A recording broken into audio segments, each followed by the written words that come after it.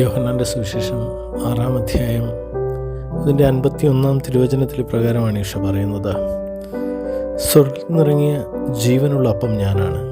ആരെങ്കിലും ഈ അപ്പത്തിൽ നിന്ന് ഭക്ഷിച്ചാൽ അവൻ എന്നേക്കും ജീവിക്കും.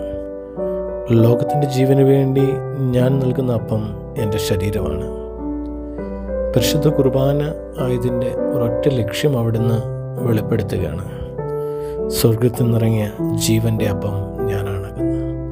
കർത്താവ് പറഞ്ഞു, ഞാൻ വന്നിരിക്കുന്നത് നിങ്ങൾക്ക് ജീവനുണ്ടാകുവാനും അത് സമൃദ്ധമായി നൽകുവാനുമാണെന്ന്.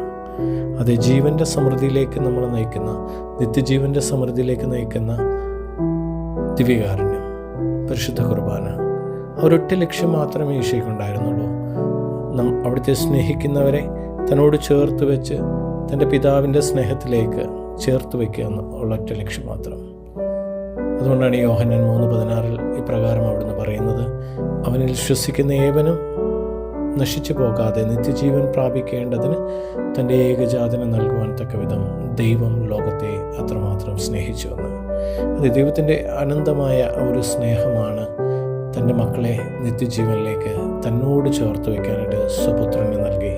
അവനാകട്ടെ സ്വന്തം ശരീരം നൽകിക്കൊണ്ട് പറഞ്ഞു, ഈ അപ്പം സത്യമായും എൻ്റെ ശരീരമാണെന്ന്. ഇത് ഭക്ഷിക്കുന്നവൻ നിത്യം ജീവിക്കുമെന്ന്, അവന് നിത്യജീവൻ ഉണ്ടാകുമെന്ന് പറഞ്ഞത്. അതുകൊണ്ട് ദിവ്യകാരുണ്യത്തിൽ വസിക്കുന്ന പരിശുദ്ധ പരമ ദിവ്യകാരുണ്യത്തിന് എന്നേരവും ആരാധനയും സ്തുതിയും പുകഴ്ചയും